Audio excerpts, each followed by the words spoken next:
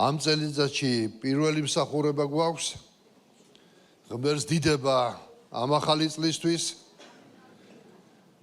მილოსები მიღებულია, რამდენი ხანი შეიძლება მიულოცოთ ერთმანეთს. ერთი წელი გავა და ისევ ვილაპარაკებთ ჩვენ. ისევ მიულოცავთ ერთმანეთს, ისევ უსურვებთ ერთმანეთს კარგად ყოფნას ალბათ. აბა სხვა რამე როგორ შეიძლება უსურვოთ ერთმანეთს. ისევ შეიძლება ბევრი რაღაც ისევ თქვათ, როგორც ამ წელს ვლაპარაკობთ ჩვენ, მაგრამ თავარი არის ჩვენი გულის განწყობა, თუ როგორ დგევართ ჩვენი უფლის წინაშე. მაგრამ ერთი რამ უნდა აღვნიშნოთ, რომ არის პერიოდები, მაინც და მაინც არ არის აუცილებელი ეს ახალი წელი იყოს. არის ასეთი პერიოდები და ახალი წელიც ალბათ განსაკუთრებულად იმიტომ არის ხოლმე ამ სათქმელის დრო, რომ რაღაც პერიოდი გავიდა. რაღაც ეტაპი დასრულდა იმ წლის სახით და წინ ახალი რაღაც სხვა ეტაპი გვიდგას და ახალი წელი არის. მაგრამ დამერწმუნეთ ალბათ მრავალი ადამიანის ცხოვრებაში წლებიც გადის და არაფერი არ იცვლება. მაგრამ დგება ცვლილებების პერიოდი. შეიძლება არ იყოს ეს ახალი წელი, არ იყოს რომელიმე დღესასწაული, მაგრამ ერთ დღესაც უფალი შეეხო შენს გულს და შეიცვალოს შენი ცხოვრება. შეიცვალოს შენი მიდგომები, შეიცვალოს შენს გარშემო ყველაფერი. იმიტომ რომ ჩვენი ღმერთი ცვლილებების ღმერთია, დიდება ამას ამისთვის. მაგრამ რადგან ახალი წელია ვისარგებლებ ამ დროით და ვიტყვი რომ მოდი, აი ამ ახალი წლის პირველ კვირასაც გავიხედოთ, მოდი უკან წარსულში. და მოდი აი ამ წარსულისთვის დღევანდელ დღემდე რაც იყო ყველაფრისთვის ვემადლიეროთ ღმერთს. ყველაფრისთვის მადლობა შევწიროთ ჩვენ უფალ-ზურფასებმა, რომ ჩვენი გული იყოს მადლიერებით აღსავსე. მადლიერება როგორც მე ერთ-ერთ ქადაგებაში ვთქვი ამას წინათ, ეს არ არის მარტო სიტყვა მადლობა, რომ ვიღაცას მადლობა უთხრა, თუნდაც ეს სიტყვა შენი გულის მდგომარეობის გამოხატულებაა. მაგრამ მადლიერება ეს არის უპირველეს ყოვლისა გულის მდგომარეობა, კმაყოფილება. როცა შენს გულში არ არის უკმაყოფილება ღვთის მიმართ, უკმაყოფილება იმ არსებული სიტუაციის მიმართ, რომელიც შენს გარშემოა. როცა არ წუწუნებ, როცა შენ ღმერთზე მინდობილი ხარ და ღმერთზე მადლიერები და მიხვები უფალს შენს ცხოვრებაში, ღმერთს დიდება ამისთვის. ამიტომ ღმერთს მადლობა ყველაფრისთვის, რაც დარჩა უკან. შეიძლება ყველაფერი ისეთი არ იყო, როგორც შენ გინდოდა, როგორც შენ წარმოგედგინა, მაგრამ ღმერთს მივაგოთ დიდება და პატივი ყველაფრისთვის, რომ ამ დღემდე, აი ამ წუთებამდე მოგვიყვანა უფალმა. ხოლო ხვალინდელ დღეს შევხედოთ რწმენით და იმედით, რომ ჩვენი უფალი, რომელმაც აქამდე მოგვიყვანა და არ დაგვტოვა, ჩვენი უფალი წაგვიყვანს წინ მომავლისკენ. ღმერთს დიდება და მადლობა. მე ცოტა უფრო შორი და ვიწყებ ხოლმე გახსენებას და მადლიერებას, იმიტომ რომ რაც კი უფალში დავიწყე ცხოვრება, 79 წლიდან მოყოლებული 46 წელი არის უკვე, რაც უფალს მიყვები.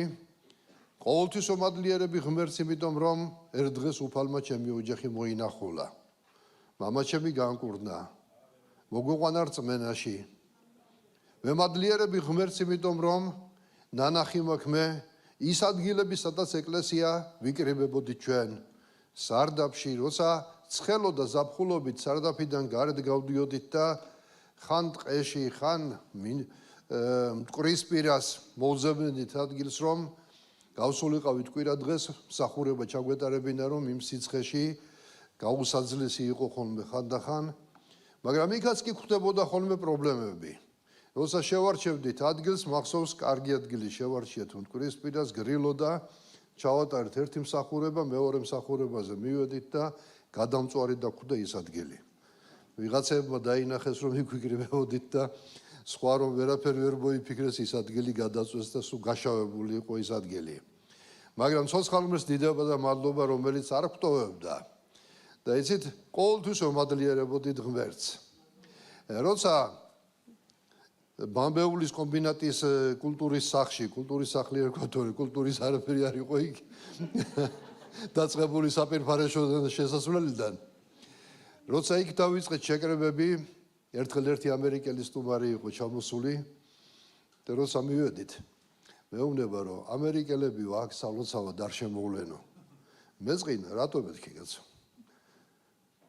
და მაჩვენა გაბზარული კედლები, შეეშინდებათ აქ არ შემოვლენო. ანუ მათ ჩათვალეს, რომ ჩვენი სიცოცხლისთვის საფრთხეც კი იყო, მაგრამ იმ დროს ვინც იქ იკრებებოდა, ალბათ დამერზმუნებით, რომ ჩვენთვის ეს იყო რა სარდაფის შემდეგ ეს იყო სასახლე. და ვემადლიერებოდით ღმერთს ყოველთვის, დიდება უფალს. გავიდა დრო ზრფასებოდა, როცა გახსნა გქონდა ის სურათები, ეხლაც მაკრატელი რო ბიჭიროს ხელში და წითელ ლენტას უჭრი. ეს ხო იყო საერთოდ საოცარი დღე, როცა ეკლესია ვეღირსეთ იმას, რომ ჩვენი საკუთარი რაღაც გვაქვს. მაგრამ ამ წლების განმავლობაში რამდენი ადამიანის მოვიდა ამ დარბაზში, უბრალოდ კითხვა მინდა დაგესვათ, რომ გაგჩენიათ მადლიერების გზნობა იმისთვის, რაც გვაქვს ახლა ამ წუთებში. ღმერთს დიდება და მადლობა.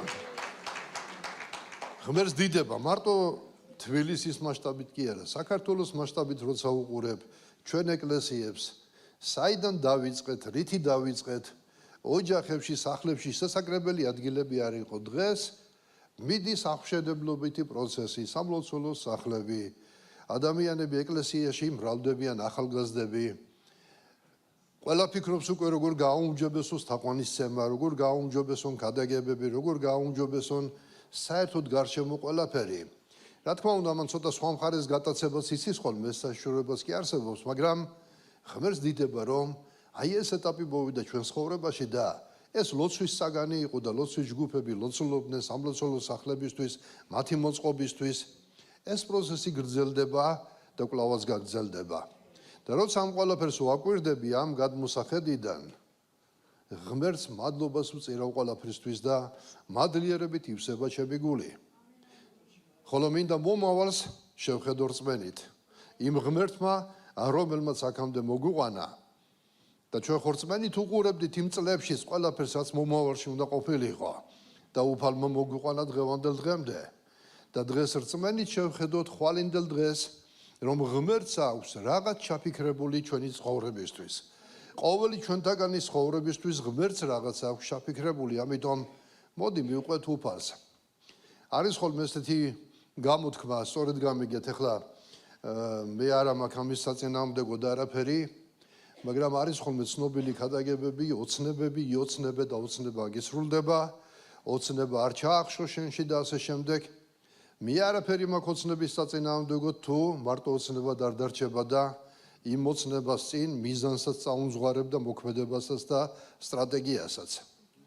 მაგრამ რო დავინტერესდი ერთი ამოვყარო მეთქი და საძიებელში ჩავწერე, ხო გვაქვს ახლა ბიბლიური საძიებელი ტელეფონში, სიტყვა ოცნება რამდენჯერ იყო ბიბლიაში ნახსენები და ერთი-ორჯერ ვიპოვე და როგორი საინტერესო არ უნდა იყოს, მაინც და მაინც დადებით კონტექსტში არ იყო. იმიტომ რომ შეიძლება ადამიანები მეოცნებები გახდნენ მარტო იოცნებონ, მაგრამ არაფერი არ გააკეთონ ამისთვის. ოცნებები შეიძლება შენ გახდე ამერიკის პრეზიდენტი, ოცნებები შეიძლება გახდე შენ გმირი, ოცნებები შეიძლება გახდე მილიარდელი და ასე შემდეგ. იოცნები რაც გინდა, მაგრამ ჩვენი ოცნებებიც და ჩვენი გულის ფიქრებიც ყველაფერი უნდა იყოს სული წმინდასთან თანხმობაში და ღმერთის სულით შთაგონებული ჩვენ ცხოვრებაში. რომ ის აღსრულდეს, რომ მას ხორცი შეესხას და განდიდეს უფლის დიდებული მარადიული სახელი. ამენ. ცოცხალ ღმერთს დიდება და მადლობა. ისიც კი წერია, რომ თქვენ თავზე იმაზე მეტად არ იფიქროთ, რომ ვიდრე წერია. ანუ ესე იგი ჩვენ ღმერთი რაღაცას გვასწავლის ჩვენს ყოველდღიურ ცხოვრებაში, რომ ჩვენ უბრალოდ მეოცნები კი არ ვიყოთ, მაგრამ რეალისტები ვიყოთ. რეალურად შევხედოთ ცხოვრებას. რწმენით შევხედოთ ზურფასებო.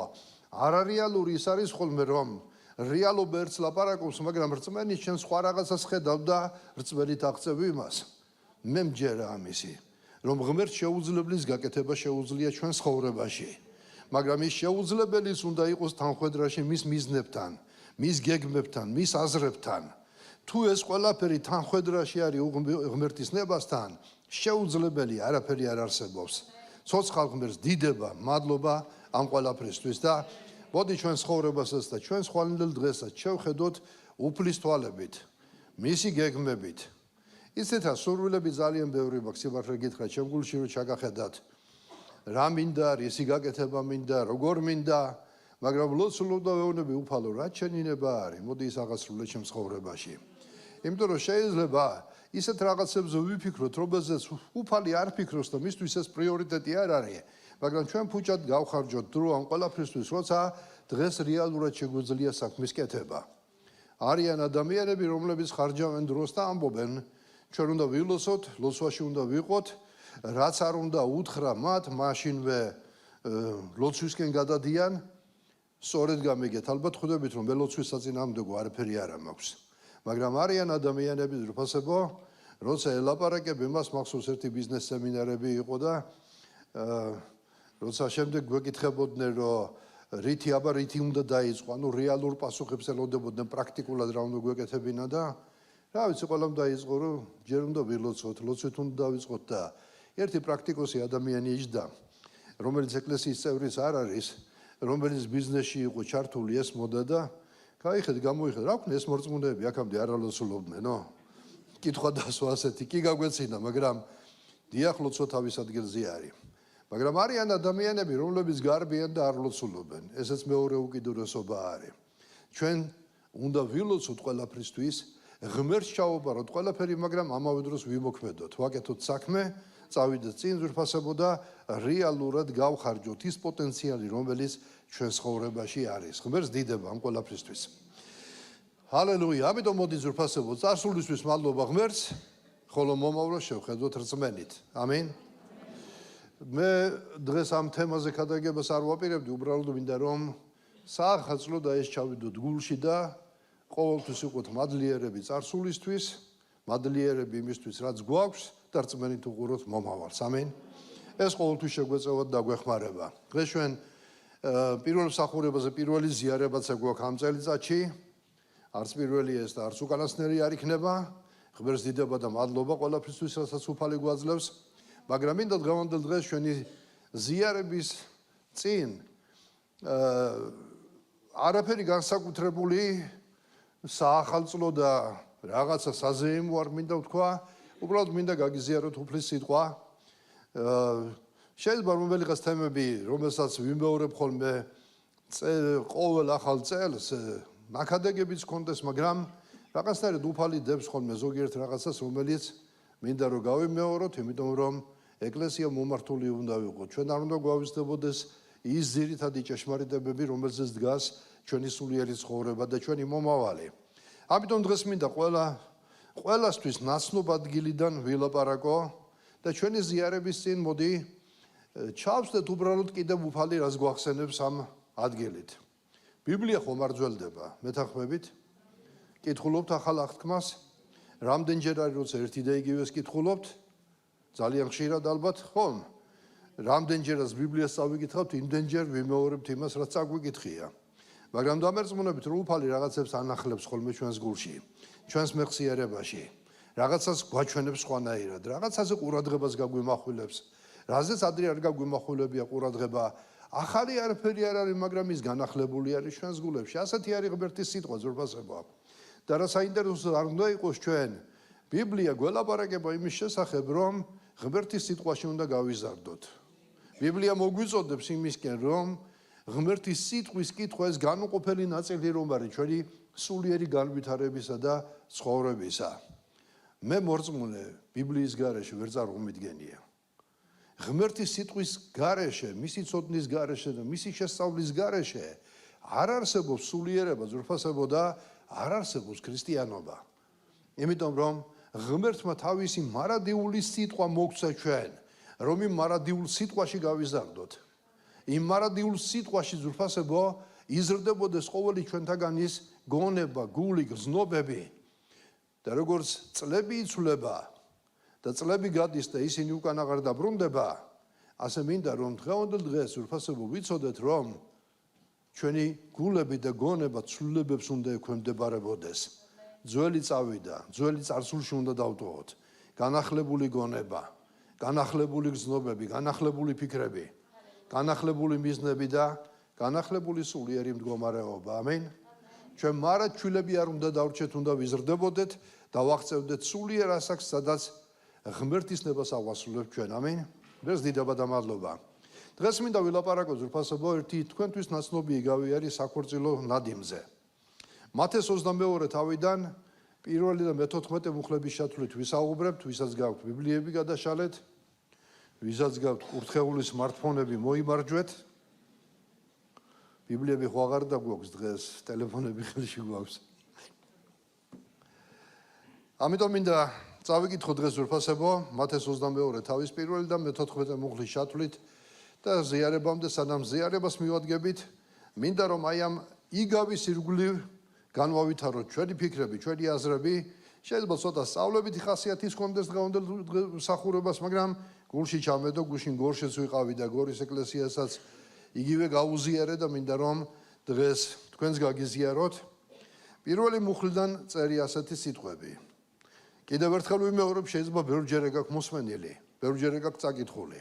მაგრამ მოდი ჩავუღრმავდეთ ცოტა ღრმად, შევცუროთ ღმერთის სიბრძნის სიღრმეებში და ვთხოვოთ სულიწმინდას, რომ სულიწმინდამ გახსნას ჩვენი გული და გონება მის შესაცნობად. ცათა სამეფო გავს მეფეს. ღმერთი გველაპარაკება ჩვენ თავის სამეფოზე, ამინ. ჩვენ ბიბლიაში ვკითხულობთ ღმერთის სამეფო. მოახლოებულია ღმერთის სამეფო. ამას გადაგებდა იოანე, ამას ლაპარაკობდა ქრისტე და ბიბლია ჩვენ გველაპარაკება ღმერთის სამეფოზე, ციურ სამეფოზე და ამავე დროს ის ამბობს, რომ ღმერთის სამეფო ჩვენ შიგნით და ჩვენ შორის არის.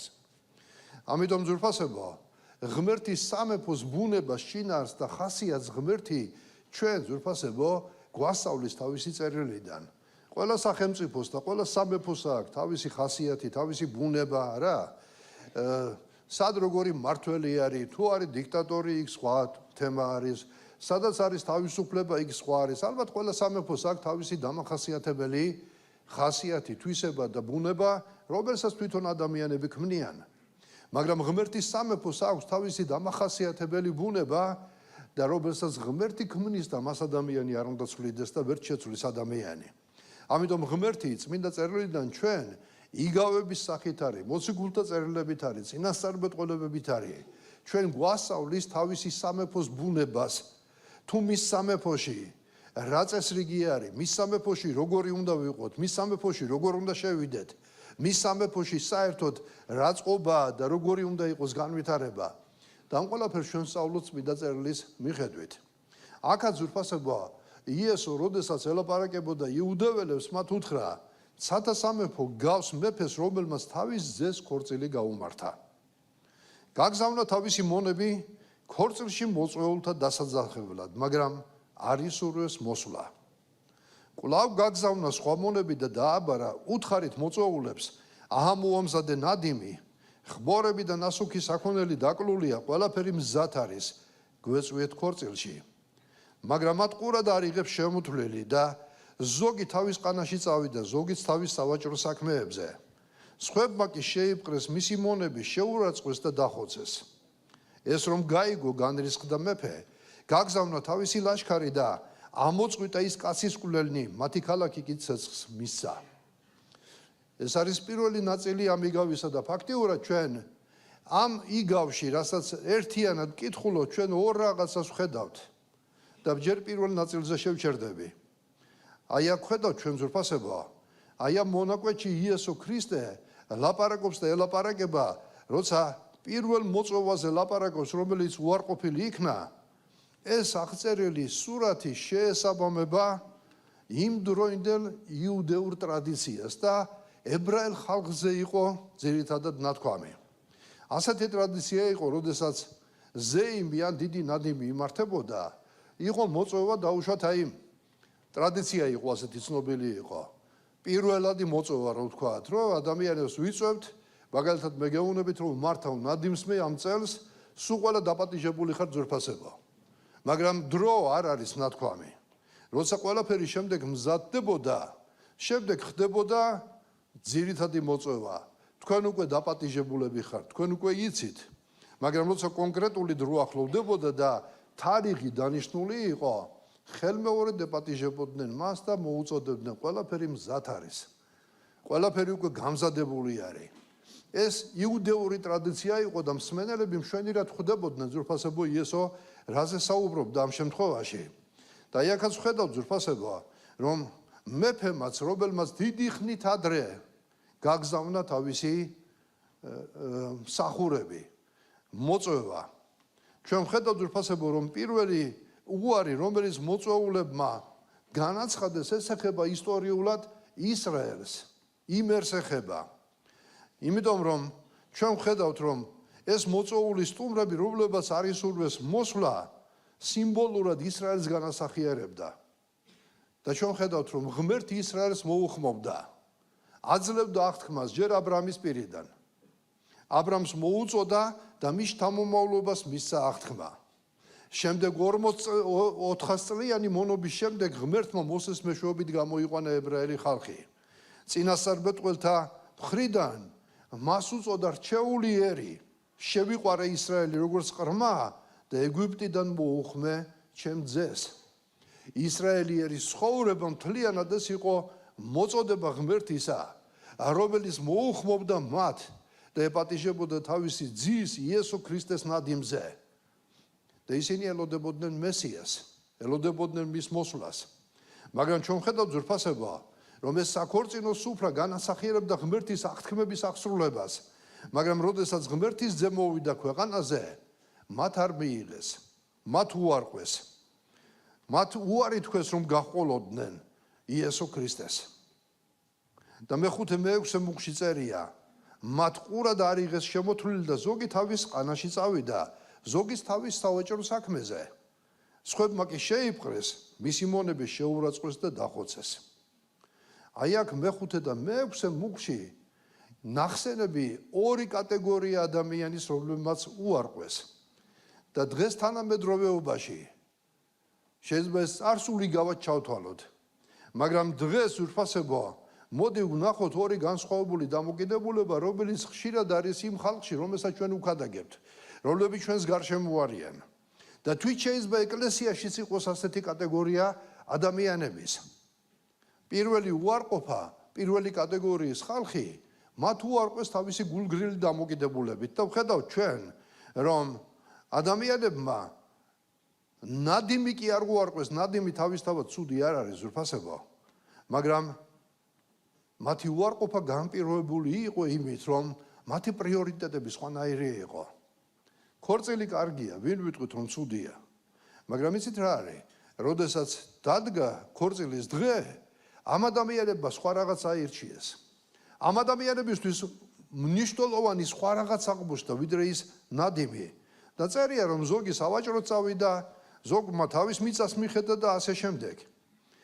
ეს ხალხი ძვირფასებო, ის კატეგორია ხალხი არის, რომლებიც ძვირფასებო, ღმერთის მოწოდებას უსმენს, მაგრამ პირველ ადგილზე თავის საქმეებს აყენებს. მათ დრო არ აქვთ, რამდენჯერ გვსმენია ჩვენ ასეთი სიტყვა ადამიანებისგან დაცემული მორწმუნე და გაციებული მორწმუნის გარდაც შეიძლება სხვა ადამიანებთან გვაქვს ურთიერთობა, მაგრამ თვითონ მორწმუნეთა შორისაც რომ დრო არ მაქვს. დროს ვეღარ ვპოულობ, ძალიან დაკავებული ვარ. ჩემი ბიზნესით დაკავებული ვარ, ჩემი საქმიანობით დაკავებული ვარ. მაგრამ გადის დრო და ჩვენ უყურებთ, რომ ეს ადამიანები სხვა რაღაცეებისთვის დროს ყოველთვის პოულობენ. ანუ უდროობა არ არის მათი პრობლემა. უდროობა კი არა, მათი პრიორიტეტები შეიცვალა. შეიძლება დროის გამო, მომიზეზების გამო კრებაზე არ მოვიდეს. ღმერთის საქმე არ გააკეთოს და თქვას, რომ მე დრო არ მაქვს. მაგრამ გადის დრო და ვხედავთ, რომ სხვა რაღაცეებისთვის მან დრო იპოვა. სხვა რაღაც საქმეებისთვის დროს ყოველთვის პოულობს. ეს არის გულგრილი დამოკიდებულება ღმერთისადმი. ასეთი გულგრილი დამოკიდებულება ჰქონდათ იმ პერიოდში ზოგიერთს ცუდად კი არ ეპყრობოდნენ. როგორც წესი, ესეთი ადამიანები არ არიან წინააღმდეგ ქრისტიანული ფასეულობების, არც მორწმუნეებს შეეწინააღმდეგებიან ერთი სიტყვით, არც ღმერთს არ ეწინააღმდეგებიან. უბრალოდ მათ ყოველდღიური ცხოვრება აირჩიეს ზურფასებო პრიორიტეტად. ცუდი არაფერი არ არის ვაჭრობაში, ცუდი არაფერი არ არის ფულის შოვნაში, ცუდი არაფერი არ არის იმაში ზურფასებო, რომ ადამიანებმა ცხოვრება აიწყონ, ფული იშოვონ, ამას არ ეწინააღმდეგება ღმერთი, მაგრამ ცუდი ის არის, როცა მატერიალური კეთილდღეობა ზურფასებო და აი ეს ყოველდღიური ყოფიერება ცვლის ზურფასებო პრიორიტეტებს და ღმერთზე წინდგება ეს ყველაფერი. ასეთი ადამიანები იმდენად არიან ხშირად დაკავებული თავიანთი საქმეებით და ცხოვრებით, რომ ავიწყდებათ ის სიცოცხლის მომცემი. უფალმა მოგვცა სიცოცხლე. უფალი არის ჩვენი წინამძღოლი და მმართველი, ამიტომ ნუ რას დროს ნუ დაგავიწყდებათ ჩემო ძვირფასებო, რითიც არ უნდა იყოთ დაკავებული. ღმერთი არ ეწინააღმდეგება იმას შენ რაღაც იშოვო, პირიქით ღმერთს უნდა რომ მისი შვილები კურთხეული იყვნენ. ღმერთს უნდა რომ მისი შვილები ძვირფასებო წარმატებულები იყვნენ, მაგრამ ღმერთს არ უნდა რომ ამ ყველაფრის წინ მის წინ იდგეს ეს ყველაფერი. ღმერთს არ უნდა რომ ამ ყველაფერმა შენ დაგავიწყოს ის ვის მაკურთხებელი არის შენი. იყო ასეთი კატეგორია მაშინ ისრაელშიც, რომლებმაც თავიანთი გულგრილობით ძვირფასებო უარყვეს ფაქტიურად გულგრილობას და პასიურობას ეს თავისებური უარყოფა არის. არ უპასუხეს მის მოწოდებაზე, უარი თქვეს მის მოწოდებაზე. შეიძლება ღმერთზე უარი არ თქვა და არ თქვა რომ ღმერთი არ არსებობს, მაგრამ როცა მის მოწოდებაზე უარს ამბობ, როცა შენს ყოველდღიურობაში ჩაფლული ხარ და შორდები ნელ-ნელა ღმერთს, ეს შენი გულგრილი დამოკიდებულება უკვე უარი არის იმ მოწოდებაზე, რომლისკენაც უფალმა მოგიწოდა. ამიტომ ნუ დაგავიწყდება მთავარი. და როცა მთავარი არ გვავიწყდება ჩვენ, უფალი ჩვენი წინამძღოლია ჩვენს ცხოვრებაში, ღმერთს დიდება და მადლობა. მეორე კატეგორიის ხალხი იყვნენ, რომელსაც მტრული დამოკიდებულება ჰქონდათ. ასეთი ადამიანების უხვად არის დღეს ეკლესიის ირგვლივ და ქრისტეს ირგვლივაც. ისინი ვინც მტრულად არიან განწყობილი სახარების მიმართ. მაგრამ მინდა გითხრათ, რომ ისტორიულად, როცა ვაკვირდებით ჩვენ ღმერთის ერის დევნის ისტორიას, რაც კი ისტორიულად ვიცით ჩვენ, ისტორია გვაჩვენებს, რომ მთავარი მდევნელი ყოველთვის იყო ცრუ რელიგია, რომელიც ჭეშმარიტებას საფრთხედ აღიქვავდა. გადავხედოთ ჩემო ძვირფასებო, ჩვენ ხშირად ვამბობთ, რომ რომაელებმა ჯვარზე გააკრეს იესო ქრისტე, მაგრამ რომაელებს ძვირფასებო როცა ვკითხულობთ, ჯვარზე გაკვრა იესოსი არ უნდათ. თვითონ პილატე მიზეზს ეძებდა, რომ როგორმე ბარაბა დაესაჯა რა იესო ქრისტე. მაგრამ ისიც რა არის? რელიგიური წინამძღოლები იესოში საფრთხეს ხედავდნენ. და მათ მღვდელმთავრებმა, ფარისევლებმა, მწიგნობრებმა ფაქტიურად მათ შეიპყრეს და გადასცეს რომაელ მმართველებს, რომ სასიკვდილო განაჩენი გამოეტანათ იესო ქრისტესთვის. და ქრისტიანობის ისტორიაში ჩვენ ვხედავთ, რომ უფრო მეტად მდევნელი ღმერთის ერისა ეს გაბატონებული რელიგია იყო, მნიშვნელობა არ აქვს რომელი იყო, რომელიც საფრთხეს ხედავდა. ეშმაკი ყოველთვის საფრთხეს ხედავს ძვირფასებო ეკლესიაში. ეშმაკი ყოველთვის საფრთხეს ხედავს ეკლესიის მხრიდან, იმიტომ რომ ეკლესია დღეს ამ ქვეყანაზე ღმერთის სამეფო არის. ეკლესია დღეს ღმერთის სამეფოს პრინციპებს გადაგებს ამ ქვეყანაზე და ეს ეშმაკის სამეფოსთვის საფრთხე არის. ამიტომ ჩვენ არ უნდა გაგვიკვირდეს, როდესაც ღმერთის ერის წინააღმდეგ მოდიან ადამიანები. და შეიძლება ისეთი ადამიანების ხანდახან გაგიკვირდეს, დღეს შენი მოყვარე იყო, მაგრამ ხვალემტრად გაგიხდა, მაგრამ არ დაგაბრკოლოს ამან. იესოა შენი წინამძღოლი. ჰალელუია. მაგრამ ებრაელებმა ვხედავთ, რომ იესო ქრისტე ჯვარს აცვეს. და როგორც წერია, როგორც ავიკითხეთ ჩვენ ძვირფასებო უკვე წმინდა წერილში, ნახეთ მე-7 მუხლში რა წერია, რომ ეს რომ გაიგო, რა გაიგო მეფემ, რომ შეიყვრეს მისი მონები, შეურაცხყვეს და დახოცეს. ხოლო წინა თავში ჩვენ წავიკითხავთ იგავს მევენახეზე, რომელმაც გადასცა მუშაკებს ვენახი და როცა მოვიდა დრო, როცა იქიდან უნდა სარგებელი მიეღო, გაგზავნა მონებიო და დაახოცეს მისი მონები. შემდეგ ძე გაგზავნა, იქნება ძის ამოერიდოთ. მაგრამ როცა დაინახესო ძე, მემკვიდრე ადგნენ მოითათბირეს და მოკლეს და ვენახის გარეთ დააგდეს. ფაქტიურად ეს გაგრძელება ეს მუხლი იმიგავისა. მათ არ მიიღეს ღვთისწარმოგზავნილი ძე, ჯვარს აცვეს, მოკლეს, მაგრამ იესო ქრისტე მკვდრეთით აღდგა. ეს რომ გაიგო, განრისხდა მეფე, გაგზავნა თავისი ლაშქარი და ამოწყვიტა ის კაცის მკვლელები და მათი ქალაქი კი ცეცხლ მისცა. ეს მუხლი აღსრულდა 70 წელს ჩვენ წელთაღრიცხვაში, როდესაც რომის იმპერატორმა იერუსალიმი დაანგრია. როგორც ამ მუხლში ვკითხულობთ, განრისხდა მეფე, გაგზავნა თავისი ლაშქარი და ამოწყვიტა ის კაცის მკვლელები და მათი ქალაქი კი ცეცხლს მისცა. იერუსალიმში ქვაქვაზე აღარ დარჩა, როგორც იესომ თქვა, და ცეცხლს მისცა და ეს იყო ისტორიულად ცნობილი, რომელსაც აღიარებს ქრისტიანული სწავლება, რომ ეს იყო სასჯელი იმერზე იმისა, რომ მათ არ მიიღეს იესო. და თქვენს მისი სისხლი ჩვენზე იყოს და ჩვენ შთამომავლობაზე. მაგრამ ეს ისტორია გრძელდება. მეფეს არ გადაუდია თავისი ძის ქორწილი და ნადიმი. შემდეგ წერია, მაშინ უთხრა მან თავის მონებს, ქორწილის სუფრა მზად არის. მაგრამ მოწვეულები უღირსნი აღმოჩნდნენ, ამიტომ გადით გზაჯვარედინებზე და ყველა შემხვედრი მოიწვიეთ ქორწილში. გავიდნენ მონები გზაზე და ყველა შეკრიბეს, ვინც კი შემოხვდათ, ბოროტით უკეთილი და სტუმრებით აივსო საქორწინო დარბაზი. მოვიდა მეფე სტუმრების სანახავად და ნახა იქ კაცი, რომელსაც საქორწინო სამოსელი არ ეცვა. უთხრა მას, მეგობარო, როგორ შემოხვედი აქ საქორწინო სამოსლის გარეშე? ის კი დუმდა. მაშინ უთხრა მეფემ თავის მსახურებს, გაუკარით მაგას ხელფეხი და გადააგდეთ გარესკნელის ბნელში, იქ იქნება მოთქმა და კბილთა ხრჭენა, რადგან მოწოდებული ბევრია, რჩეული კი ცოტა. მოდი ჩვენ ძვირფასებოა, გავყვეთ და ამ იგავს და ვხედავთ, რომ მას შემდეგ რაც იმ რჩეულმა ერმა უარი თქვა ღმერთის მოწოდებაზე, ხედავთ ჩვენ, მეფემ არ გააუქმა ქორწილი, არ უთქვია, რომ მორჩა ქორწილი შაშლილი არის. ღმერთს თავისი მარადიული გეგმა ჰქონდა დასაბამიდან. ღმერთმა იცოდა ეს ყველაფერი, მაგრამ ღმერთის გეგმა იმ ურჩობაზე, რაც მისმა ერმა გაუწია მას, იმაში არ გაჩერებულა. ღმერთმა თავისი გეგმა გააგრძელა. ღმერთის გეგმაში ურჩთა დასჯაც იყო, მაგრამ ამავე დროს თავისი ერის კურთხევაც არის, რომელიც აღსრულდება კიდევ. მიტოვებული არ არიან ის ხალხი. მაგრამ ეს სხვა თემაა. მაგრამ აქ ხედავთ, რომ ღმერთმა ეს ქორწილი კი არ გააუქმა.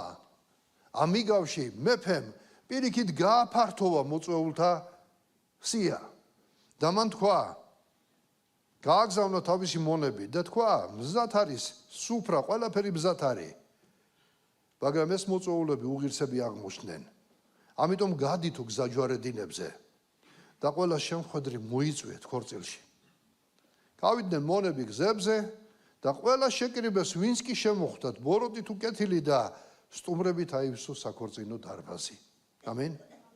ჰალელუია. ხალხი გზაჯვარედინებზე სიმბოლირებს ძვირფასებო ცოდვილებს, წარმართებს, გარიყულებს, რომლებსაც არასდროს არ ჰქონდათ შანსი ღმერთს მიახლოვებოდნენ.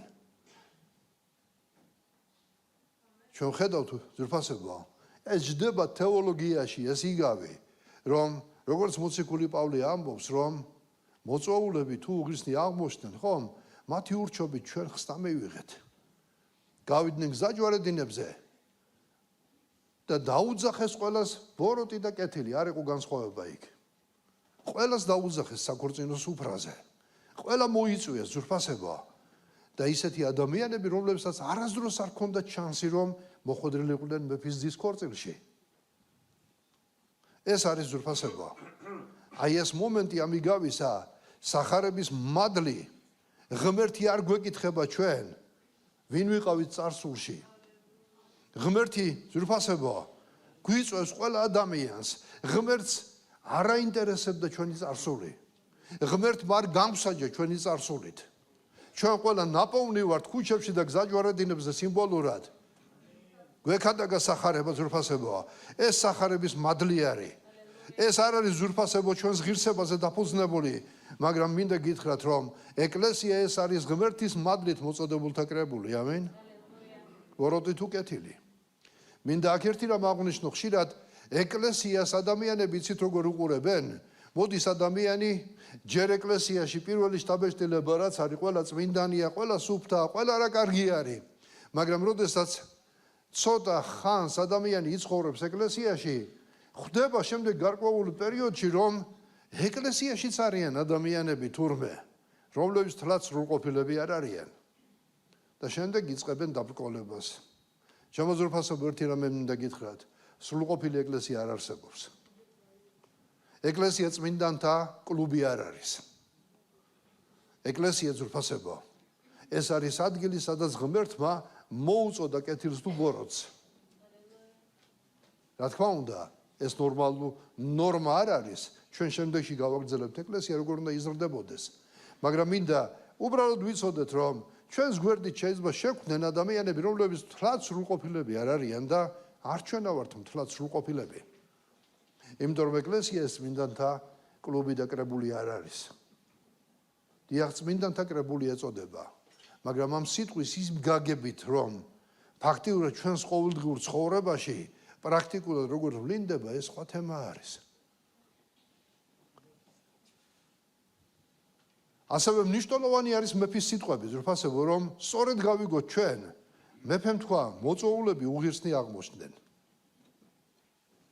მოდი ეს რომ ჩვენ არა გვერიოს მადლის სწავლებაში აქვე მინდა აღვნიშნო, რომ არც პირველი და არც მეორე მოწვევა არ იყო დაფუძნებული მათ რაიმე დამსახურებაზე ან ღირსებაზე. მეთანხმებით? არამედ მხოლოდ და მხოლოდ პირველი მოწვევას და მეორეც ღმერთის მადლზე იყო დაფუძნებული. ასევე მინდა გითხრათ ზრფასებო, აქ უღირსობა არ ნიშნავს მორალურ არასრულყოფილებას, აქ უღირსობა ნიშნავს რას? მოწვევაზე უარის თქმა. იქ ვარსად არ არის ლაპარაკი ამიგავზე, ის მოწვეულები როგორი იყვნენ, კარგები იყვნენ თუ ცუდები იყვნენ. უბრალოდ წერია, რომ არ მიიღეს ეს. მათ შორის კარგი ადამიანებიც იყვნენ. მათ შორისაც იყო ისეთი ადამიანები, ვინც იუდეური კანონით მაგალითად ხო არ იტყუებოდა, სწორედ ცხოვრობდა. მოციქული პავლე რას ამბობდა? მე ცოდვილთაგან ყველაზე ცოდვილი ვარო, მაგრამ გჯერათ ამისი, რომ მოციქული პავლე ყველაზე ცოდვილი იყო? სხვა ადგილზე წერია, პავლე ამბობს, რომ რჯულში უმციკლო იყო. რჯულში უმციკლოება ნიშნავდა იმას, რომ მოციქული პავლე მცნებებს იცავდა. მაგრამ იმის გამო, რომ იესო ქრისტე ძე ღმერთისა მოვიდა ქვეყანაზე და მან ცხოვრების იმ ეტაპზე არ მიიღო და სდევნიდა ქრისტიანებს, თავისი თავი ჩათვალა უღირსად. ცოდვილად ჩათვალა თავისი თავი. ამიტომ ამ მოწოდებაში ზრფასებო, გინდა პირველში, გინდა მეორეში, როცა უფალი ამბობს, რომ მეფემ თქვა უღირსნი აღმოჩნდნენო, აქ მორალურ არასრულყოფილებაზე არ არის იმდენად ყურადღება გამახვილებული, რამდენადაც ჩემო ზრფასებო, უარყოფაზე. დაგპატიჟეს, პატივი მოგაგეს, ღირსად ჩაგთვალეს და შენ უარი უთხარი. და იცით იმ დროის მსმენელებს ძალიან კარგად ესმოდათ ზრფასებო, თუ რას ლაპარაკობდა უფალი. თქვენ წარმოიდგინეთ ჩემო ზრფასებო, რას ნიშნავდა მეფის მოპატიჟება და უარის თქმა. ამიტომ იცით რა არის, რომ ღვთის მოწოდება დღეს მინდა გითხრათ, ეხება ვის? ყველა შეკრებას, ბოროტი თუ კეთილი. ხსნა არ მიიღება კეთილი საქმეებით. ეს არის ეკლესიაში მადლის სწავლებაში დოქტრინა, რომელიც არ გადაიხედება. ხსნა არ მიიღება კეთილი საქმეებით.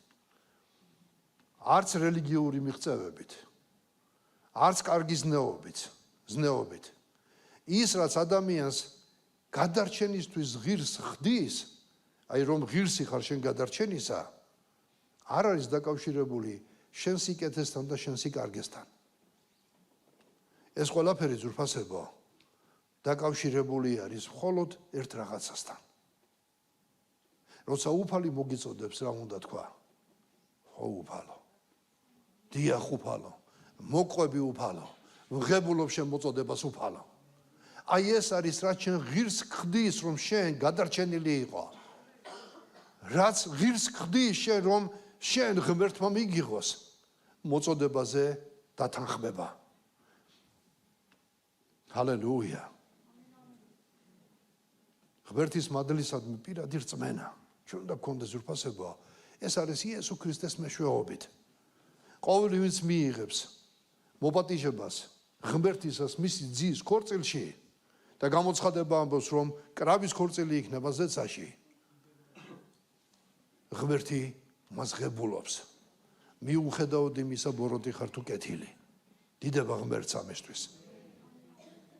მაგრამ ესი გავიგრძელდება ჩემო ზრფასებო.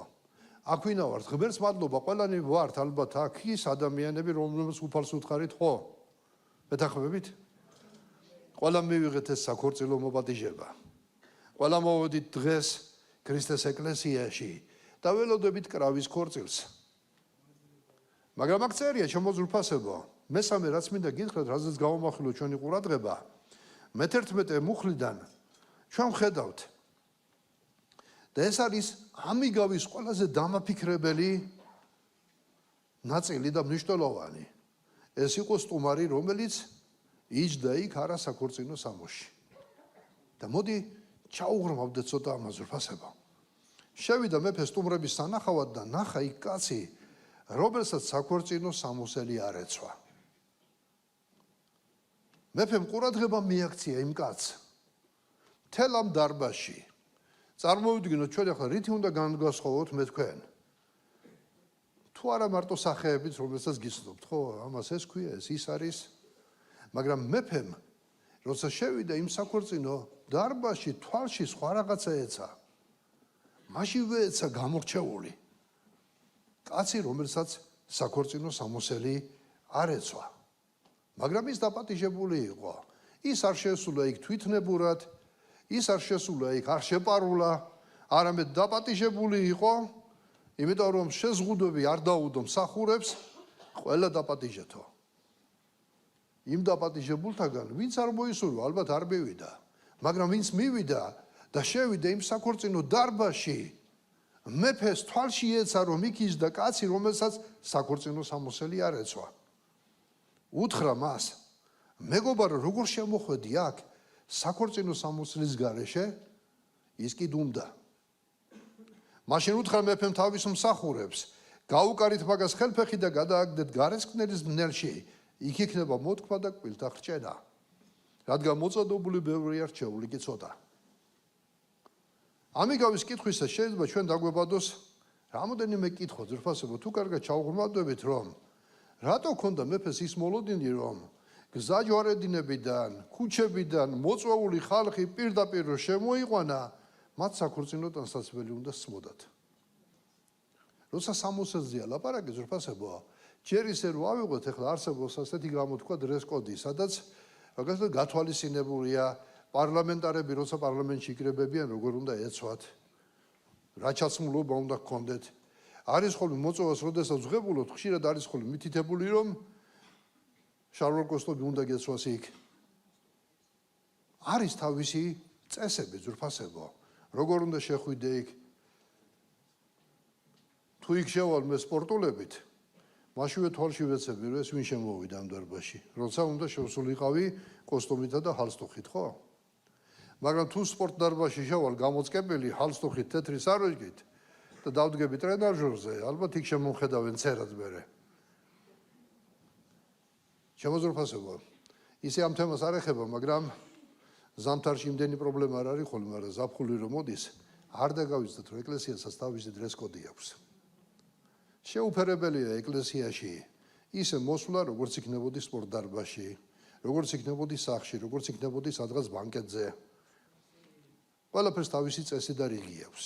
ჩაცმულობასაც და რასაც ბიბლია ჩვენ გველაპარაკება, ეს არის წესიერი ჩაცმულობა. ეს სხვა თემა არის, მაგრამ უნდა იცოდეთ, რომ ეკლესიაც ის ადგილია, სადაც გარკვეული დრეს-კოდი არის დადგენილი და ეს უნდა დაიცვან მორწმუნეებმა. ეს რა თქმა უნდა ხსნის საკითხი არ არის, მაგრამ ეს არის წესრიგის საკითხი. მაგრამ მოდი ამიგავს დაუბრუნდეთ. განამოლოდინი იყო იმისი, რომ ყველას ექნებოდა შესაფერი სისამოსი? ან თუ ექნებოდა კიდეს, თუ ქუჩიდან დამიძახეს სადღაცა, შეიძლება სახლში მისვლის და მოსამზადებელი დროც არ ქონდა და პირდაპირ ისე შემოვედი, როგორც ვარ. ან მეორე კითხვა, რომ ასეთმა მოწყალე მეფემ, რომელმაც ამდენი სტუმარი დაპატიჟა, თვითონ დაპატიჟა, შემდეგ შევიდა და ერთი ღარიბი, რომელიც სუფრაზე იჯდა, რომელსაც საქორწინო სამოსელი არ ეცვა, სუფრიდან გააგდო. რაღაც არ ჯდება რა მოწყალებაში. მაგრამ მინდა გითხრათ, ძვირფასებო, ისტორიულად ასევე ცნობილია, რომ ძველ აღმოსავლეთში და საერთოდ ანტიკურ ეპოქაში, როდესაც ნადიმებს მართავდნენ მეფეები ან წარჩინებულები და ამ ნადიმზე ეპატიჟებოდნენ ყველას განურჩევლად თავიანთი სოციალური სტატუსისა, ისინი თვითონ უზრუნველყოფდნენ ხოლმე იმით, რომ შესაფერისი სამოსი მიეცათ მათთვის. რომ იმ შესაფერისი სამოსით შესულიყვნენ, არაფრით განსხვავებული არ ყოფილიყვნენ სხვებისგან, ღირსეულად ყოფილიყვნენ და არ ეგზნოთ თავი, რომ ვიღაცაზე ღარიბი იყო, ან მდიდარი იყო. მეფე თვითონ აძლევდა ამ სამოსს. აი აქაც უფასებო ჩვენ ხედავთ, რომ ამიგავში პრობლემა ის კი არ იყო, რომ საქორწინო სამოსელი არ ქონდა ამ ადამიანს. ამიგავში ის პრობლემა არის, რომ საქორწინო სამოსელი არ ჩაიცვა მან. და მოდი წარმოვიდგინოთ ესეთი სურათი, რომ ადამიანი, რომელიც მოდიოდა დაპატიჟებული იყო, ხო? წარმოვიდგინოთ, რომ კარებთან დგანან და ყველას ურიგებენ, უგზავნიან საქორწინო სამოსელს, რომ აი ამ სამოსით შემოდი. მაგრამ ვიღაცა აცხადებს, რომ არ მინდა მე სამოსი, მე ჩემი სამოსით შემოვალი იქ. ეს ადამიანები ძვირფასებოა. იმ ადამიანებს განასახიერებენ, ვისაც ეკლესიაში სიარული უნდა უღონ თავისი პირობებით უნდა. მოწოდებას ღებულობს ეკლესია უნდა, მაგრამ თავისი პირობებით. მე ესე მესმის. მე ისე მესმის. თავისი პირობებით ერთი რამ მინდა გითხრათ, რომ ეკლესია არ იცვლება. ეკლესია იცვლება რაში? შეიძლება პროგრესი განვიცადოთ. დღეს რაღაც არ გვაქვს და უფრო უფალმა გვაკურთხა და სხვა ეტაპზე ავედით. დიახ, ეკლესია განიცდის ცვლილებებს ოღონდ პროგრესისკენ. მაგრამ მე ვლაპარაკობ ფასეულობებზე, ღირებულებებზე. ეკლესია თავის ფასეულობებში და ღირებულებებში არ იცვლება. ეკლესიას ვერ შეცვლით. რატო არის ზრფასებო, რომ მაგალითად უცხოეთში, სადაც უკვე ეს ტენდენცია არის ზოგიერთ ქვეყანაში, ჰომოსექსუალი წყვილები მოდიან ეკლესიაში და მაინც და მაინც უნდა ეკლესია მაგურთხოს. და ვინ გიშლიდა? თუ შენ ესეთი ცხოვრება გინდოდა, ხო ისედაც ცხოვრობ. მაგრამ არა ეკლესიამ უნდა აკურთხოს, რატომ?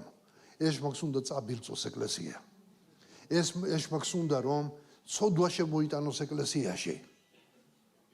ეკლესიები, რომლებიც ამას წამოეგებიან, კარგავენ თავის მარილს. მაგრამ ეკლესია, ღმერთისა ნამდვილი ეკლესია არ იცვლება, ის თავის ფასეულობებში დგას. ეკლესია ქვეყნიერებამ ვერ უნდა შეცვალოს. ეკლესიამ უნდა შეცვალოს ქვეყნიერება. ეკლესიის სიწმინდე ცვლის ქვეყნიერების აზრს. სადაც იესო ქრისტეს სახარება იქადაგებოდა, ყველგან, სადაც ღებულობდნენ, იცვლებოდა ცხოვრება, იცვლებოდა საზოგადოება. სადაც გამოღვიძებები იყო ისტორიული და ცნობილი არის, რომ ღამის ბარები, სადაც გასართობი და გარყვნილი ადგილები იყო, დაიხურა, გამოღვიძება იყო იმ ქალაქში. ადამიანები ღმერთთან მიდიოდნენ. საპყრობილეებიდაც არიელდა, დანაშაული აღარ ხდებოდა. რატომ? იმიტომ რომ ღმერთი შევიდა მათ ცხოვრებაში. სახარების შეშმარიტება შეუძლია შეცვალოს ჩვენი ქალაქი. შეუძლია შეცვალოს ჩვენი ქვეყანა. თუ სახარების მიმღები იქნებიან ადამიანები და უპასუხებენ ამ მოპატიჟებას, შეიცვლება მაშინ ყველაფერი. მაგრამ მოდი ძვირფასებო, ამ ეტაპზე ყოველმა ჩვენთაგანმა ვიფიქროთ, რომ ქვეყნიერებამ კი არ უნდა შეცვალოს შენ უნდა შეცვალოს შენ გარშემო რაღაცეები. ამიტომ თუ არიან ადამიანები, ვისაც უნდა ეკლესია, მაგრამ თავისი პირობებით ყოფნა უნდა ეკლესიაში, დაფიქრდით ზურფასო ძმაო და დაო. ჩვენ შეიძლება არ ვხედავთ ვის გულში რა არის. მაგრამ უყურეთ მეფე როგორც კი შემოვიდა დარბაზში, მან ხომ მშვენივრად იცოდა რა სამოსელი დაურიგა მათ. მაშინვე თვალში ეცა. ღმერთს არ ჭირდება დიდი დაკვირვებები, მან ზუსტად იცის რა არის შენს გულში. ნუ ეცდები შენი წესებით იცხოვრო ეკლესიაში. მაგრამ ეკლესიას, ღმერთის სამეფოს თავისი კონსტიტუცია აქვს წმინდა წერილი. ეკლესიას თავისი წესები აქვს წმინდა წერილის მიხედვით. ამიტომ თუ შენ მოწვეული ხარ და შენ ეს მოპატიჟება მიიღე, აიღე ის სამოსი და ჩაიცვი, რომელიც საქორწინო სამოსია. ამინ.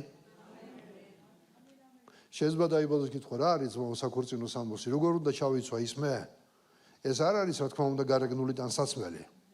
ჭეშმარიტი მორწმუნის სამოსელი არის ნამდვილი მონანიება და მონანიების შედეგად ღმერთისგან ბოძებული სიმართლე.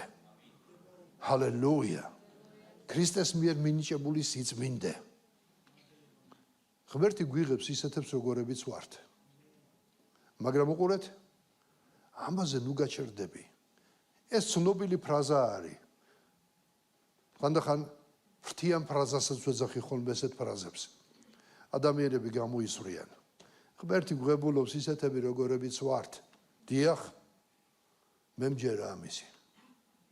მაგრამ ეს ნაწყვეტი არის მხოლოდ იმ სრული ფრაზიდან და სრული სურათიდან. ღმერთი არ გტოვებს ისეთებად დაუმატე ესეც თუ შემოგწონს ეს ფრაზა, რომ ღმერთი გღებულობს ისეთს, როგორიც ხარ, მიუმატე მეორე ნაწილი და თქვი, მაგრამ არ გტოვებს ისეთებად, როგორებიც ვიყავით. ამინ. გღებულობს როგორიც ხარ, მაგრამ არ გტოვებს ისეთს, როგორიც ხარ. იმიტომ ამისთვის არ მოსულა უფალი. დაიმახსოვრე და ვინც დაწერთ ამის შემდეგ, ან პოსტს, ან ერთმანეთს მიუძღვნით რამას, რომ ღმერთი გვღებულობს ისეთები, როგორებიც ვართ, აუცილებლად მიაწერეთ, მაგრამ ღმერთი არ გტოვებს ისეთებად, როგორებიც ვართ. ღმერთი ცulis ჩვენ ცხოვრებას, ღმერთს დიდება და მადლობა. ქორწილში შესვლა და სამოსის ჩასმა ნიშნავს შინაგან ცვლილებებს. სამოსი სიმბოლურად ძვირფასებო მინდა გითხრათ, ეს არის ესაიას 61 თავის 100 მუხლი მინდა წავიკითხო. სიხარულით ვილხენ უფალში, გაიხარებს ჩემი სული, ჩემ ღმერთში, ვინაიდან მან შემოსა ხსნის სამოსელით. სიმართლის მოსასხამი მომასყა, როგორც ნეფე დაიდგამს გვირგვინს და როგორც პატარძალი ირთვება სამკაულებით. როგორც მეფე უზრუნველყოფდა, რომ საქორწინო ნადიმზე ყველა საქორწინო სამოსით მჯდარიყვნენ, ასე როდესაც ჩვენ თანხმობას ვაცხადებთ იესოს მოწოდებაზე და ვამბობთ, ხო უფალო, ინანიებ და მიხვევი უფალს, იცი რა ხდება ჩვენ ცხოვრებაში? ღმერთი გვხდის ძველ სამოსელს. როგორც დაკარგული ძე რომ მივიდა მამასთან, გზაბნეული ძე, რა თქვა უფალმა, გაახადეთ ეს სამოსი და ჩააცვით ახალი სამოსელი. ბეჭედი გაუკეთეთ, საქორწილოდ, ესე იგი, სამხიარულო სუფრა გაშალეს. როდესაც ადამიანები უბრუნდებით ღმერთს მონანიებით და თანხმობას ვაცხადებთ მისი ძის იესო ქრისტეს ქორწილში ყოფნისას, უფალი იმ მონარქების მსგავსად გვხდის ძველ სამოსელს, უწმინდურების სამოსელს და გვაცმევს იესო ქრისტეს სიმართლეს. ეს იმას კი არ ნიშნავს, რომ როცა თანხმობა განაცხადე და შეხვედი უკვე სრულყოფილი გახდი შენ. მინდა ცოტა ოდენი ძვირფასებო, აი ამ საკითხს შევეხო და ვილაპარაკოთ იმაზე, რომ საქორწინო სამოსი ეს არის სიმართლე და ახალი ცხოვრება, რომელსაც ღმერთი გვაძლევს იესო ქრისტეში. როცა ვლაპარაკობ ჩვენ ძვირფასებო ამ თემაზე, მინდა მეტი სიცხადისთვის აი ამ საკითხში მოვიშველიო სისტემატიური თეოლოგიის დასკვნა. ეკლესიაში გვაქვს ჩვენ ასეთი თემა სასწავლებელში. სადაც გაწერილი არის, სადაც ძვირფასებო დადგენილია სწავლება გამართლების შესახებ. პირველი, რასაც სისტემატიური თეოლოგია გვასწავლის, ეს არის მოწოდება, რომ საქორწინო ნადიმის იგავი გვაჩვენებს, რომ ღმერთის მოწოდება არის უნივერსალური, ღმერთი ეპატიჟება ყველას. არის შეიძლება ასეთი თეორია, რჩეულებს ეპატიჟება ღმერთი, ღმერთი ყველას ეპატიჟება. ღმერთი ყველა ადამიანს მოუწოდებს განურჩევლად, კეთილია თუ ბოროტი არის. ყველას მოუწოდებს ღმერთი. და როდესაც ადამიანები ძვირფასებო მოდიან უფალთან, ერთი რამე უნდა გვახსოვდეს, რომ ღმერთისგან ხსნა, როდესაც მოდის ადამიანის ცხოვრებაში, ყოველთვის ღმერთისგან მოდის და არა ადამიანის ძიებისგან. ხშირად გვესმის ხოლმე მოწმობების დროს ემოციურად გამოთქმული სიტყვები და მე მესმის, რომ ადამიანები მოწმობენ როგორ ეძებდნენ ღმერთს და ვერ პოულობდნენ და ერთ დღესაც იპოვეს. გსმენიათ ესეთი რამე? შეიძლება ჩვენს გვითქვია, ღმერთს ვეძებდი, მაგრამ ბიბლია სხვანაირად ლაპარაკობს. ღმერთი ეძებს ადამიანს. ღმერთი პოულობს ადამიანს. მე დაკარგულების მოსაძებლად მოვედი თქვა უფალმა და თუ შენ რაიმე ძიებაც კი გქონდა, ღმერთის მიმართ ესეც უფლისგან ჩადებული იყო შენს გულში და არა შენი საკუთარი. ამიტომ მოწოდება, მინდა გითხრათ, ეს არის საყოველთაო. ღმერთი ყველას მოუწოდებს, ყველა ადამიანს მოუწოდებს და ხსნის დასაწყისი ყოველთვის ზურფასებაა ღმერთისგან მოდის. ეს არის მისი მადლი. მაგრამ როდესაც მოვდივარ ჩვენ ღმერთთან ზურფასებაა, აი ეს საქორწინო სამოსი სიმბოლურად წარმოადგენს უკვე ღმერთისგან ბოძებული სიმართლე. არსებობს ესეთი ტერმინი ჩათვლილი სიმართლე. ქრისტიანობაში რას ნიშნავს ზურფასება? მოდი ჯერ პირველ რიგში მინდა რამოდენიმე რაღაცა გითხრათ, რას არნიშნავს ქრისტეს სიმართლის შემოსვა. ქრისტეს სიმართლის შემოსვა უფრო კარგად რომ გავიგოთ, არ ნიშნავს რომ ადამიანი თავისით ხდება უცოდველი. პირველი რაც უნდა დაიმახსოვრო, რომ ადამიანი თავისით არ ხდება უცოდველი. არ ნიშნავს რომ მორწმუნე აღარ შესწოდავს. არ მოხდება მის ცხოვრებაში რომ შესწოდოს.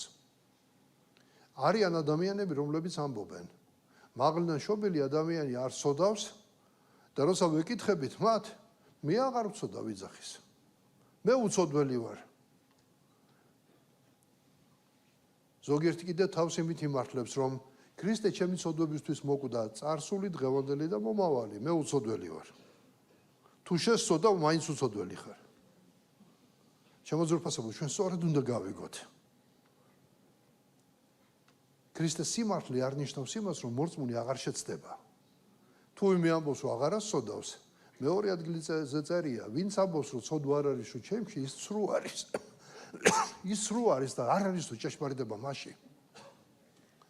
მორწმუნე ადამიანს შეიძლება მოვიდეს შეცდომა. რა თქმა უნდა, ჩვენ არ უნდა მივიჩნიოთ იმათ, რომ ეს არაფერი არ არის. არ უნდა შევამსუბუქოთ, რომ მე რა მოხდა, შევწოდე. ის მოხდა, რომ ღმერთს უღალატე იმ შეცოდების დროს, მაგრამ ღმერთის სიმართლე და მოწყალება დიდია, რომელიც არ გტოვებს შენ. არ ნიშნავს გარეგნულ რელიგიურ ფორმებს. ადამიანები გარეგნულ რელიგიურ ფორმას ღებულობენ. არ არის საკუთარი ძალებით ცვლილება ეს. როცა მადლზე გვაქვს ლაპარაკი, ესენი უნდა გვახსოვდეს ჩვენ. ეს არ არის საკუთარი ძალებით. ქრისტეს სიმართლის შემოსვა ეს ბიბლიური ტერმინი არის. და ჩვენ ვკითხულობთ, რომ ჩვენ ღმერთთან მოვდივართ არა ჩვენი დამსახურებით, არამედ იესო ქრისტეს სიმართლით. რას ნიშნავს იესო ქრისტეს სიმართლე, ზრფასებო? პირველ რიგში ეს ნიშნავს, რომ ღმერთი ჩვენ როცა ვღებულობთ იესო ქრისტეს მართლებად გვაღიარებს. შეიძლება ვთქვათ, იურიდიულად ჩვენ მართლები ვართ. ღმერთმა ჩაგვითვალა, იცით რა, ქრისტე რომ მოვიდა ქვეყანაზე და ჩაგვენაცვლა ჩვენ. წარმოვიდგინოთ ეს ის მას გავს. მაგალითად, შენ წარმოიდგინე შენი თავი განსასჯელის სკამზე, როცა სასამართლო მოგისაჯა სიკვდილი და ამ დროს წარმოიდგინე, შემოვიდა მეფის შვილი, გაიხადა თავისი სამოსი და თქვა, მე ჩავანაცვლებ მას. შენს მაგივრად დაждდა განსასჯელის სკამზე. მას მიუსაჯეს სიკვდილი და შენ გაგამართლეს. განამართალი ხარ, მაგრამ მართალი მოკვდა შენი გულისთვის. და ამ დროს მეფე მოვიდა და მისი შვილის გამოხსნილ ადამიანს შენ ჩაგაცვა თავისი შვილის სამოსელი. სიმართლე იესოსი. ჩაგაცვა შენ ეს სამოსელი. და შემდეგ ჩაგკიდა ხელი და გითხრა, დღეის შემდეგ ჩემი შვილის სამოსელი რო გაცვია, მე ახლა ჩემთან წაგიყვან და ჩემთან იცხოვრებ. წარმოიდგინე შენ. განა ის სამოსელი რო ჩაგაცვა, შენ მართალი იყავი? მაგრამ შენ მართლის სამოსელი ჩაგაცვა. დღეს ღმერთი როცა ადამიანი მოდის იესო ქრისტესთან, არ უყურებს მას იმ მოწოულ ადამიანს, რომელმაც თანხმობა თქვა, როგორც ცოდვილს, მას უყურებს იესო ქრისტეში გამართლებულს. და ამას ეწოდება ჩათვლილი სიმართლე. შენ ანგარიში ჩაიწერა, რომ შენ მართალი ხარ. იესო ქრისტეში, იესო ქრისტემ აიღო ყოველი შენი ცოდვა. ამენ. იესო ქრისტეში ხდება გამართლება და სტატუსის შეცვლა. აქამდე თუ გარიყული იყავი, ახლა ღმერთის შვილი ხარ. აქამდე თუ იყავი ცოდვილი, დღეს ღმერთმა თავის შვილად გაღიარა. შეიცვალა შენი სტატუსი. მაგრამ ჩამოძვრფასებო, ერთი რამ არის, რაც არ უნდა დაგვავიწყდეს ჩვენ, რაზეც წმინდა წერილი გველაპარაკება, რომ მარტო დეკლარაცია არ არის ეს. ჩვენ მართლები ვართ.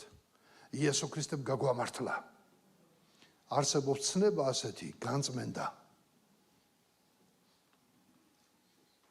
ჩვენ ახალ სამოს აღარ შეეფერება, ჩემოძვრფასებო, ძველი ქცევები. ერთი ფილმი არის, თუ ნანახი გაქვთ არ ვიცი, ადგილების შეცვლაა, მე მგონი, კომედია არის რა. ორი ძმა შეთანხმდება, მდიდრები არიან და ქუჩიდან აიყვანენ ბომჟი ქუჩისა, რომელიც მათხოვრობს, ლოთობს, ჩააცმევენ სუფთა ტანსაცმელს, მისცემენ სახლს, ანგარიშზე დაუდებენ ფულს, თავიანთ კომპანიაში თანამდებობა მისცეს დიდი, სახლი, ყველაფერი და ერთ დღეში შეიცვალა მისი ცხოვრება. მაგრამ ის იმ კომედიაში არის, რომ თავის ჩვევებს მაინც ვერ იშლის. რაღაც არის წაავლო ხელი ჯიბეში ჩაიდო, როგორც ქუჩაში ქურდობდა ხოლმე. მისი გამოთქმა ჯარგონული არის, მაგრამ იმ ახალ სტატუსში წარმოიდგინეთ. ახალ სტატუსში უკვე იცით რა არის, რომ ხვდება, რომ მისი ნათქვამი უადგილო იყო, მისი ქცევა უადგილო იყო, ისი აღარა ჩანდა, ისი აღარა ბედნიერებდა როგორც ქუჩაში. დებით? დაპატიჟე ხალხი წვეულება გამართა და რო შეხედა როგორ ღორობდნენ, ლოთავდნენ, სულ ყველა გაყარა მერე თვითონ. როცა თვითონ ადრე იმაში ცხოვრობდა. ახალმა სამოსმა და ახალმა სტატუსმა თავისი ზეგავლენა მოახდინა. უკვე აღარ შეეფერებოდა. ნუ ფილმი მთავრდება ისე, რომ საოცრად სხვა შეცვლილი ადამიანი არის ფილმის ბოლოში. ქრისტეთის შემოსვა ეს მარტო დეკლარაცია არ არის, ზურფასებო. ჩვენ ეს ახალი სტატუსი, ღმერთის შვილობა, აი დაუფიქრდით, მოდი პრაქტიკულად, როცა ქრისტეში ვართ უკვე ჩვენ, მასთან მოზიარეობაში, უკვე ხვდებით, რომ ის ძველი ქცევები, ძველი ხასიათი, ძველი ბუნება, რაღაც თითქოს შეუფერებელია რა. წარმოიდგინე ახლა მეფემ თავისი შვილი სამოსი ჩაგაცვა და თავის სასახლეში გაცხოვრებს. სამოსი გწulis, კიდევ გაქვშე რაღაცეები. მაგრამ მეფე იმ სამოს არ გართმევს. იმიტომ რომ იესო ქრისტის სისხლი არის დაყრილი. ჩვენ გამართლებულ ადამიანებს რაღაცები გვეშლება, მაგრამ ღმერთი ამ სტატუსს არ გვართმევს. ჩვენ ცხოვრებაში განწმენდის გზა უნდა გავიაროთ. ეს ახალი სტატუსი გვეხმარება ჩვენ, რომ თანდათან შევიცვალოთ, თანდათან გავხდეთ ისეთები, როგორც ღმერთს უნდა, თანდათან იმ სამოსის შესაფერისად მოვიქცეთ ჩვენ. იცით რა, ადამიანი რაღაც სამოს რომ მოირგებს, შესაბამისად იქცევა. მithumetes თუ წვანაში მომატებული ხარ და მერე დაიკელი და კარგად მოირგე ტანსაცმელი, სხვანაირად აგზნობ მერე თავს უკვე, იმ ტანსაცმელშიც.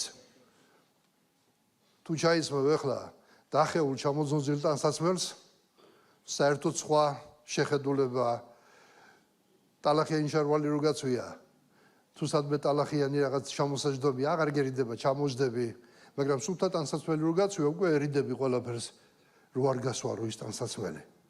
გინდა არ გინდა, ეს ზეგავლენას ახდენ შენზე და თუ იესო ქრისტეს სიმართლე ჩაგვაცვა ღმერთმა, ეს იმას ნიშნავს, რომ ჩვენ თანდათან ღმერთის მადლით და მისი ძალით ვიცვლებით ჩვენ ცხოვრებაში.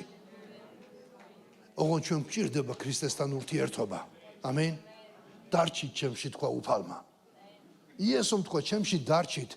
ის იცით რას ნიშნავს ქრისტესთან მოზიარეობას და როცა ქრისტესთან მოზიარეობაში ვრჩებით, შეუძლებელი ადამიანი არ შეიცვალოს. ადამიანები ვიცვლებით. ჰალელუია. ცოცხალ ღმერთს დიდება და მადლობა. მაგრამ მინდა გითხრათ, შემოძვრფასებო, საქორწინო ნადიმი ასევე წინასწარმეტყველურია. ბიბლია ლაპარაკობს დადგება დრო, როცა ქრისტეს ეკლესია ქრისტესთან საქორწინო ნადიმზე შეიკრიბება მთლიანად. მაგრამ ამავე დროს მინდა გითხრათ, რომ ჩვენი ქრისტიანული სწავლება ასევე ითვალისწინებს პასუხისგებლობა და განაჩენი. რა თქვა ძვირფასებო მეფემ? გარესკნელის ძნელში გადააგდეთ. სიწმინდის გარეშე ვერავინ იხილავს ღმერთს. არ მოტყუდეთ. სიწმინდის გარეშე ღმერთს ვერავინ ვერ იხილავს. და ეს სიწმინდე ჩვენზე არ არის დამოკიდებული. ეს სიწმინდე ჩვენ უფალზე არის დამოკიდებული. ამიტომ მოდი ძვირფასებო, მოვირგოთ ეს საქორწინო სამოსელი. ქრისტეს სიმართლე და ამ სიმართლეში გავაგრძელოთ ჩვენი ცხოვრება. შეუძლებელია მეფემ საქორწინო სამოსი მოგცეს, თუ ის დღეს არ გართმევს. მაგრამ შეიძლება შეგეშალო, შეიძლება სადღაცას დაალაქაო, შეიძლება სადღაცას ისე ვერ მოუფრთხილდე, მაგრამ მაინც გაცვე ეს საქორწინო სამოსი და ცდილობდა გადიხარ ამ განწმენდის გზას. ბოლო იცით რა არის? გამოცხადებაში წერია. საინტერესო სიტყვები, რომ მისმა საპატარძლომ, რომელიც ეკლესია თავი გაიმზადა და მიეცა ომას წმინდა ბისონი. დიახ, ძვირფასებო, ჩვენი საქორწინო სამოსელი, რომელიც უფალმა ჩაგვასვა ჩვენ, მოუფრთხილდეთ მას. ნუ მოусმენთ ისეთ მოძღვრებებს, სადაც არა უშავს, თუ შენ შესწოდი, აგერ ქრისტემს შენი ცოდვებისთვის სისხლი დაყვარა, შენი მომავალი ცოდვებისთვისაც. გასაგებია, ჩვენს გვესმის ეს, მაგრამ ეს არ არის ლიცენზია ცოდვისთვის. ეს არ არის ცოდვის ნებართვა. რახან ქრისტემს სისხლი დაყვარა, შენ რაც გინდა ის უნდა აკეთო.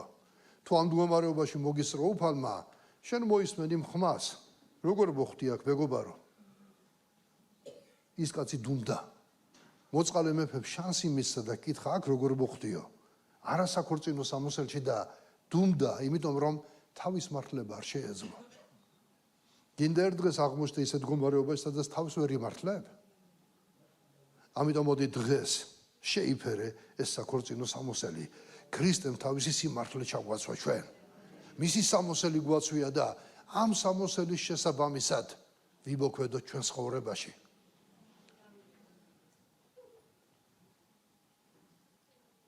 არის მუხლები, რომელსაც აღარ წავიკითხავ დროის სიმცირის გამო, მაგრამ ბიბლია პირდაპირ მოგვიწოდებს, რომ ძველი კაცი განვიშოროთ და შევიმოსოთ ახალი კაცით. ახალი კაცით შემოსვა ეს ქრისტეს სიმართლით შემოსვა არის. ამიტომ ჩვენ ცხოვრებაში პრაქტიკულად გახსოვდეს ყოველთვის ვინ ახარ შენ. შენი ახალი სტატუსი უნდა გახსოვდეს ვინ ახარ შენ. შენ უნდა გახსოვდეს შენ ცხოვრებაში ვის ეკუთვნი. ვინ მოგდა შენი გულისთვის? რატომ მოგდა ის შენი გულისთვის? და მამამ ჩვენ მიგვიღო იმიტომ, რომ მისი ძე იესო ქრისტე მოგდა ჩვენი გულისთვის. მამა მიგვიღო იმიტომ ჩვენ, რომ იესო ქრისტემ გამოისყიდა ყოველი ჩვენი ცოდვა და მამამ აიღო ის სამოსელი, რომელიც მისი ძისა იყო, სიმართლის სამოსელი ჩაგვასვა ჩვენ და თავისი ძის სიკვდილით ჩვენ ჩაგვითვალა ეს სიმართლეთ და გვაღიარა მართლებად და თქვა, თქვენ ხართ ჩემი ძის იესო ქრისტეს სისხლით გამოსყიდულები და გამართლებულები. არსებობს იურისპრუდენციაში ასეთი ტერმინი ამინისტია, რაც ნიშნავს იმას, რომ შეწყალება მოგცა შენ სახელმწიფომ. რა თქმა უნდა, ჩვენ შეწყალება მივიღეთ, მაგრამ უფრო მეტი მივიღეთ. მახსოვს ჩვენი ძმები, ძმა ჟორა, ძმა ხეთაგი, როცა ვსაუბრობდით ხოლმე, იყო მაცხოვრებაში დრო, როცა საპატიმროში იჯდნენ ქრისტეს რწმენისთვის და გამოვიდა სახელმწიფოში ასეთი კანონი, ამინისტია. და ეუბნებოდნენ დაწერეო, ანუ უნდა დაეწერა პატიმარს, რომ დამნაშავე არის და სთხოვს, რომ შეიწყალონ. მაგრამ იცით რას ამბობდნენ ჩვენი ძმები?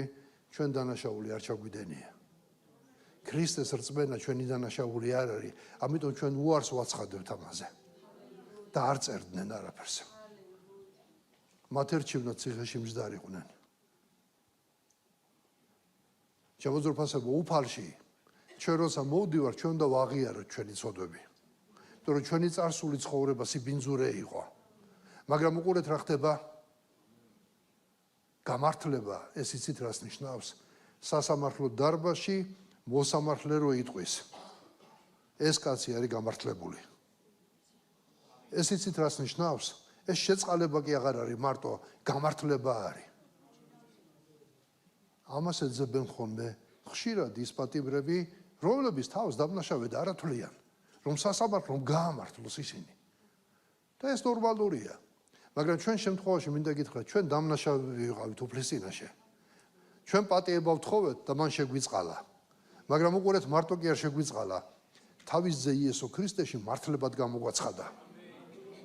ის უზენაესი მოსამართლეა, მას ჰქონდა მისი უფლება, რომ ჩვენ მართლებად ვეღიარებინეთ. ჰალელუია, ღმერთს დიდება და მადლობა. ამიტომ მართლად როცა გაღიარეს, შენ დღეს მსჯავრდადება აღარ უნდა დაიდო. წარსული ნაპატიებია. ყველაფერი ნაპატიებია. დღეს შენ წინ გელოდება გზა, რომელიც რწმენით უნდა გაიარო იესო ქრისტეს სიმართლით და მის შეშმარიტებაში. ამინ. ამიტომ იესომ ბოლოს აღამოს, როცა უკვე თითქმის აღასრულა ყველაფერი და მისი ჯვარცმა აღარ რჩებოდა, თავისი მოწაფეების შეკრიბა. აიღო პური და ამტრია და უთხრა, ეს ჩემი სხეულია თქვენთვის დამტრეული. მერე სასმისი აიღო და თქვა, ეს ჩემი სისხლია, რომელსაც ახალ აღთქმაში გაძლევ თქვენ. ძველი აღთქმა, რომელიც ითვალისწინებდა მესიის მოსვლას, ის აღსრულდა იმ საღამოთი.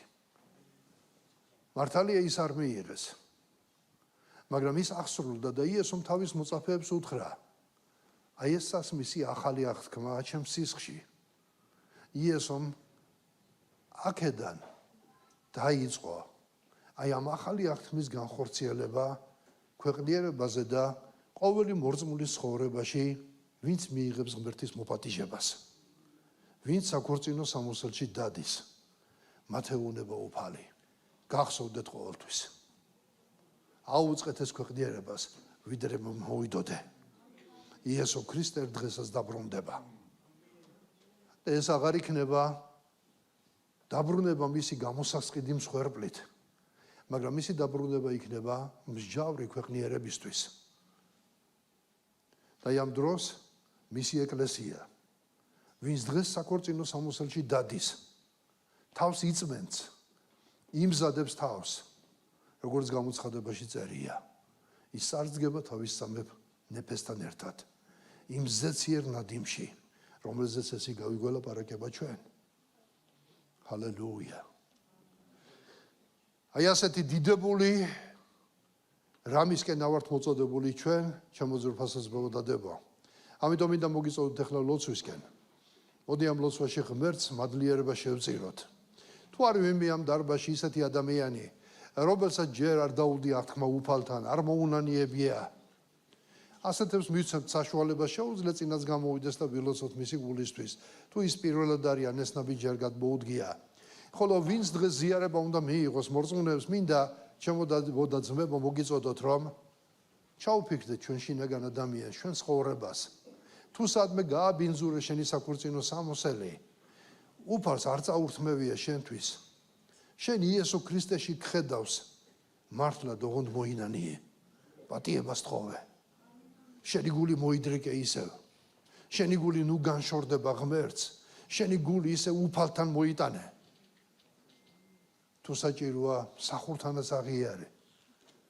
მოინანიე, განიწმინდე, ნუ დაიტოვებ შენში ნუ რაფერს. რაც ეშმაკისა არის, გამოიტანე სააშკაროზე. უფალია ჩვენი მფარველი, უფალია ჩვენი წინამძღვარი, უფალია მაკურთხებელი ჩვენი. ცოცხალ ღმერთს დიდება და მადლობა ამისთვის.